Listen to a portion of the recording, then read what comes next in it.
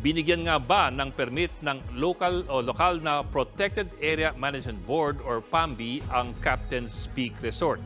Yan po kasi ang ginigit ngayon ng may-ari ng resort.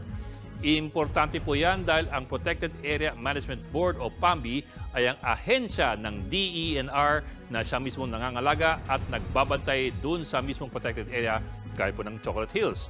Sa ilalim po kasi ng National Integrated Protected Areas Act o yung NIPAS Law, ang PAMB ang pangunahing ahensya na may control sa lahat po ng protected areas gaya na lang po ng Chocolate Hills. Kasama dyan ang management, planning, policy making at ang approval ng mga land use and development sa isang protected area. Kumbaga, sa isang protected area, ang PAMB ang nagdidikta ng patakaran. At bawat protected area, may kanya-kanyang mga PAMB. Kung ganon, sino ang mga miyembro ng PAMB? Marami po sa kanila ay mga lokal din na opisyal.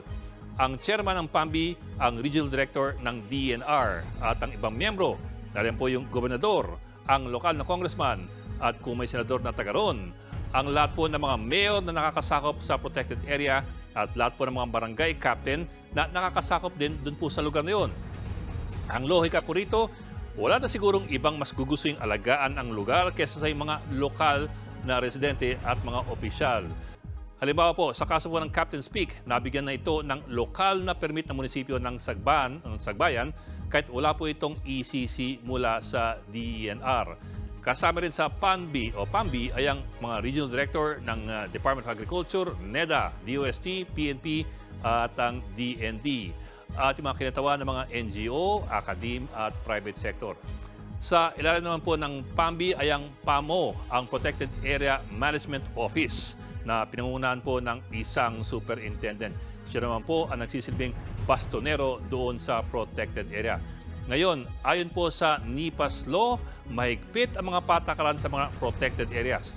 Sa Section 20, kasama sa mga pinagbabawal ang pagtayo ng anumang estruktura kahit man lang bakod sa isang protected area kung walang permit mula po sa PAMB. Kaya po importante kung meron o wala. Kung may paglabag po dyan, maaaring patawan ng parusa ng 1 hanggang 5 million pesos at pagkakulong ng hanggang 12 taon.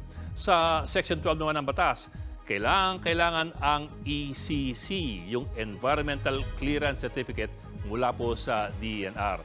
At bago makapag-issue ng ECC ang DENR, kailangan mo nang may approval mula sa PAMB.